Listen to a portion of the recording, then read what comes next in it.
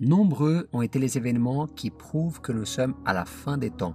Nous pouvons déjà le constater avec l'augmentation de la faim, de la maladie, avec les changements climatiques de plus en plus fréquents, et aussi avec l'être humain qui s'éloigne de plus en plus de Dieu. Et c'est exactement ce dont Jésus parle dans le chapitre 24 de Matthieu. Regardez ce qu'il a dit. « Une nation se dressera contre une nation, et un royaume contre un royaume. Et il y aura en divers endroits des famines, des pestes, et des tremblements de terre. Tout cela sera le commencement des douleurs. Alors on vous livrera à la persécution et l'on vous fera mourir. Vous serez détestés de toutes les nations à cause de mon nom. Beaucoup trébucheront alors et ils se trahiront, se détesteront les uns les autres. Beaucoup de prétendus prophètes surgiront et ils tromperont beaucoup de gens. À cause de la progression du mal, l'amour du plus grand nombre se refroidira. » Remarquez que la méchanceté est l'une des choses dont Jésus a dit qui augmenterait dans le monde peu avant son retour. Et c'est exactement ce qui se passe aujourd'hui, n'est-ce pas? Ou pensez-vous que le manque d'amour pour les autres a augmenté par hasard? Bien sûr que non. Et celui qui le confirme est l'apôtre Paul. Lisons ce qu'il a écrit dans sa deuxième épître à Timothée. « Sache que dans les derniers jours, il y aura des temps difficiles. Les hommes seront égoïstes, amis de l'argent, vantards, orgueilleux, blasphémateurs, rebelles à leurs parents, ingrats, impies, insensibles, implacables, calomniateurs, violents, cruels, ennemis du bien, traîtres, emportés, aveuglés par l'orgueil, amis du plaisir plutôt que de Dieu.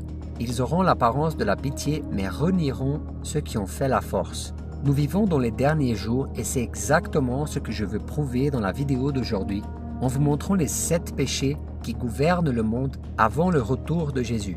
Comme ça, vous aurez l'opportunité d'être conscient et de ne pas pratiquer l'un d'entre eux. D'accord? Mais avant de commencer, cliquez sur le bouton like et abonnez-vous maintenant à la chaîne si vous aimez notre contenu. Faites ça plutôt maintenant pour ne pas oublier à la fin et sachez que cela nous motive énormément à produire plus de contenu pour vous. Activez aussi la cloche de notification pour ne jamais manquer les nouvelles vidéos. Regardez cette vidéo jusqu'à la fin et racontez-nous vos impressions sur ce sujet que nous discutons. Alors commençons. Le premier péché, l'égoïsme. Le premier péché pointé du doigt par l'apôtre Paul dans sa deuxième épître à Timothée est l'égoïsme. Et si nous analysons bien, cela se produit déjà énormément. Un coup d'œil rapide sur les réseaux sociaux suffit pour constater que l'être humain est imbu de lui-même, qu'il montre ce qu'il a accompli pour se vanter, sans se soucier de son prochain ni des choses de Dieu. L'égoïsme est l'une des pires maladies spirituelles de tout ce siècle, car il tue l'essence de l'homme et l'éloigne du Seigneur. Cela va à l'encontre du principal commandement de Jésus, qui veut que l'on aime Dieu de tout notre cœur et notre prochain comme nous-mêmes. Et malheureusement, ceci est en train d'envahir le monde. Mais nous, chrétiens, ne pouvons pas nous résigner à cela. Nous devons suivre les traces du Christ qui est venu servir et donner sa vie pour le peuple. Et quant à vous, êtes-vous prêt à renoncer à votre volonté pour faire la volonté du Seigneur? Le deuxième péché, l'avarice. Le deuxième péché que l'apôtre Paul évoque dans sa lettre est l'avarice, ce qui n'est rien d'autre que l'amour de l'argent. Et à un autre moment, l'apôtre Paul dit aussi: l'amour de l'argent est en effet à la racine de tous les maux. En s'y livrant, certains se sont égarés loin de la foi et se sont infligés eux-mêmes bien des tourments. Avez-vous déjà pensé à la quantité de crimes qui sont commis dans le monde chaque jour à cause de l'argent? Il y a des fraudes, des vols, des meurtres, des guerres, des familles sont détruites et des rêves sont interrompus à cause de l'amour de l'argent. Mais voyez-vous, le problème n'est pas l'argent en soi. L'argent est en fait un don de Dieu pour nos vies, pour que nous puissions subvenir à nos besoins et aider ceux qui sont dans le besoin. Le problème est l'attachement aux choses matérielles.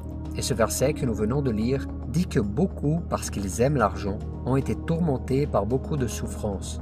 Et c'est exactement ce qui se passe aujourd'hui. De nombreuses personnes riches, disposant de grandes ressources financières, sont tombées en dépression, souffrent de crises d'anxiété, de crises de panique à cause de leur désir de toujours en avoir plus. C'est pourquoi, mon cher frère et ma chère sœur, faites très attention, car les personnes qui mettent l'argent à la première place cessent de chercher Dieu et se détournent de la foi. Le troisième péché, l'immoralité. Le manque de sainteté est un péché qui a dominé le monde entier en ces derniers jours avant le retour de Jésus. Et à ce sujet, il n'y a même pas besoin d'en dire beaucoup, n'est-ce pas? Il suffit de jeter un bref coup d'œil à la télévision ou aux réseaux sociaux pour trouver des scènes pleines de sensualité et de sexualité même. Il existe des applications qui rémunèrent les gens pour des photos et des vidéos sexy. Et dans le désir de gagner toujours plus, des hommes et des femmes exposent leur corps à des inconnus sans aucune inquiétude, sans parler des sites destinés aux personnes qui veulent commettre l'adultère. Et vous savez le pire dans tout ça? Tout cela est de plus en plus considéré comme normal. Mais l'immoralité est une offense à Dieu, car le Seigneur est un Dieu saint. Voyons ce que dit la Bible. Fuyez l'immoralité sexuelle. Tout autre péché qu'un homme commet est extérieur à son corps. Mais celui qui se livre à l'immoralité sexuelle pêche contre son propre corps. Ne le saviez-vous pas? Votre corps est le temple du Saint-Esprit qui est en vous et que vous avez reçu de Dieu. Vous ne vous appartenez pas à vous-même, car vous avez été rachetés à un grand prix. Rendez donc gloire à Dieu dans votre corps. Mes frères, si nous voulons vivre avec le Christ et régner pour toujours avec lui, nous devons nous repentir de nos péchés et mener une vie de sainteté. Fuyez donc l'immoralité et vivez pour la gloire de Dieu. Le quatrième péché, le blasphème. Il s'agit du péché le plus grave qu'une personne puisse commettre et malheureusement nous le voyons se produire tout le temps, dans les feuilletons, dans les films et les séries, dans la musique et aussi sur Internet. Voyons ce que Jésus a dit. C'est pourquoi je vous dis, tout péché, tout blasphème sera pardonné aux hommes, mais le blasphème contre l'Esprit ne leur sera pas pardonné. Celui qui parlera contre le Fils de l'homme, cela lui sera pardonné. Mais celui qui parlera contre le Saint-Esprit, le pardon ne lui sera pas accordé, ni dans le monde présent, ni dans le monde à venir. Le blasphème consiste à dire du mal, à maudire, à offenser ou à inventer des mensonges. Et nous savons que les pharisiens ont toujours fait cela contre Jésus. Mais il a lui-même dit que même cela pouvait être pardonné. Le grand danger était de blasphémer contre le Saint-Esprit. Savez-vous pourquoi? Car la fonction du Saint-Esprit est de convaincre l'homme du péché et de le conduire à la repentance. Et pour être sauvé, la personne doit se repentir de ses péchés. Par conséquent, celui qui blasphème contre le Saint-Esprit ignore le seul qui peut le convaincre d'abandonner le péché pour recevoir le pardon. Et peut-être vous vous demandez, ai-je déjà blasphémé contre le Saint-Esprit? Mon frère, le simple fait de vous donner la peine de vous poser la question signifie que vous n'avez pas blasphémé contre le Saint-Esprit. Celui qui blasphème contre le Saint-Esprit ne se sent pas mal et coupable pour ça, et il n'a pas l'intention de changer de vie. Jésus a clairement dit qu'il ne mettrait pas dehors celui qui vient à lui. Alors confessez votre péché et vous recevrez le pardon. Amen. Le cinquième péché, la commodité. Qui d'entre nous n'aime pas être dans sa zone de confort, n'est-ce pas? Nous aimons que les choses restent comme elles sont tant que nous nous sentons à l'aise. Et l'un des principaux signes que nous sommes en état de commodité est lorsque nous ne prenons pas de décision ou de responsabilité qui pourraient nous mettre mal à l'aise. Mais pourquoi serait-ce un péché? Parce qu'il vous est impossible de répondre à l'appel de Dieu et de porter sa parole aux gens sans quitter votre zone de confort. L'apôtre Paul a dit que l'Évangile, c'est la puissance de Dieu pour le salut de tout homme qui croit, c'est-à-dire qu'il est capable de changer la vie des gens et de restaurer les familles. Mais lorsque vous êtes complaisant, au lieu de ressentir le désir de partager l'amour de Dieu, vous vous contentez d'assister à l'Église et de penser que vous avez déjà rempli votre rôle de chrétien. Et en ces temps récents, les distractions et les divertissements augmentent beaucoup. Les gens passent des heures, des jours et des semaines à regarder des séries télévisées, à écouter de la musique, à jouer aux jeux vidéo, à sortir avec leurs amis, et ils ne se rendent même pas compte que Jésus peut revenir à tout moment. Ainsi, le meilleur moyen de vaincre le péché de la commodité est de combattre sa chair et de s'unir aux personnes qui ont marché avec Dieu. Amen. Regardez ce que nous dit la Bible. Si donc quelqu'un sait faire ce qui est bien et ne le fait pas, il commet un péché. Le sixième péché, l'arrogance. Une personne arrogante est une personne qui pense être meilleure que les autres et qui n'a aucun intérêt à écouter d'autres opinions, car elle pense avoir toujours raison. Leur vanité est plus grande que tout, y compris leur amour pour Dieu. Et c'est un péché de plus qui a dominé le monde, n'est-ce pas? Prenez une minute et réfléchissez. Combien de personnes connaissez-vous qui se considèrent plus intelligentes et même plus spirituelles que les autres? Dites-le nous dans les commentaires. Mais ce que ces personnes sont loin de savoir, c'est que l'arrogance ne mène qu'à la destruction et à la séparation avec Dieu. Après tout, Dieu s'oppose aux orgueilleux, mais il fait grâce aux humbles.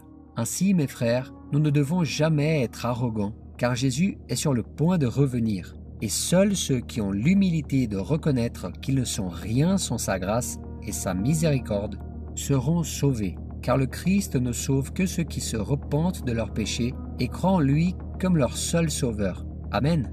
Le 7e péché, l'ingratitude. La Bible dit que l'homme a un cœur trompeur et corrompu par nature, et l'ingratitude en est la conséquence. L'ingratitude n'est rien d'autre que le manque de reconnaissance envers ceux qui vous ont fait du bien. Et soyez sincères, combien de fois avez-vous remercié Dieu pour quelque chose aujourd'hui? Combien de fois l'avez-vous fait hier? Combien de fois avez-vous dit merci au Seigneur? Et lorsqu'une personne devient ingrate, ce n'est qu'une question de temps avant qu'elle n'oublie qui lui a permis d'obtenir tout ce qu'elle a et de devenir tout ce qu'elle est. Et aujourd'hui, malheureusement, nous voyons de plus en plus de gens comme ça. Ils reçoivent des dons et des talents, ils sont bénis par la santé, la paix, les biens matériels, et pourtant ils ne reconnaissent pas la main de Dieu et ne le remercient pas pour tout ce qu'ils reçoivent. Et c'est exactement ce qui est arrivé à Jésus lorsqu'il a guéri 10 hommes lépreux. La Bible dit qu'un seul de ce groupe est revenu le remercier. Et le Christ lui-même s'est étonné du manque de gratitude des 9 autres. Rappelez-vous que cet homme qui est revenu le remercier n'était même pas juif. Il faisait partie d'un peuple considéré comme inférieur. Et savez-vous ce que cela nous apprend? Que les personnes qui ont été sauvées par Jésus peuvent tomber dans la même erreur de ne pas reconnaître l'amour et la miséricorde de Dieu parce qu'elles s'y sont habituées. Alors mon frère, souviens-toi chaque jour de la grande œuvre que le Seigneur a fait dans ta vie et sois très reconnaissant. Amen. Mes frères, celle-ci a été une liste des 7 péchés les plus communs dans nos jours. Bien sûr, il y en a beaucoup d'autres, mais ce que je voulais discuter était particulièrement les péchés les plus courants tout juste avant le retour de Jésus. Il reviendra très bientôt et le Sauveur du monde viendra détruire l'Antéchrist, le faux prophète et son chef Satan. Et comment allons-nous faire face à cela? Chercherons-nous le Seigneur pendant qu'il est encore temps ou continuerons-nous à vivre comme si Jésus ne reviendrait jamais? Le choix vous appartient. Ne laissez donc aucun de ces 7 péchés dominer votre cœur. Amen. Si vous avez aimé cette vidéo, n'oubliez pas de la partager avec vos amis et votre famille. Abonnez-vous à la chaîne, n'oubliez pas votre commentaire et ensuite regardez ces vidéos que nous vous avons laissées en recommandation. Je suis sûr qu'elles contiennent des infos indispensables pour vous. Que Dieu vous bénisse et à la prochaine vidéo.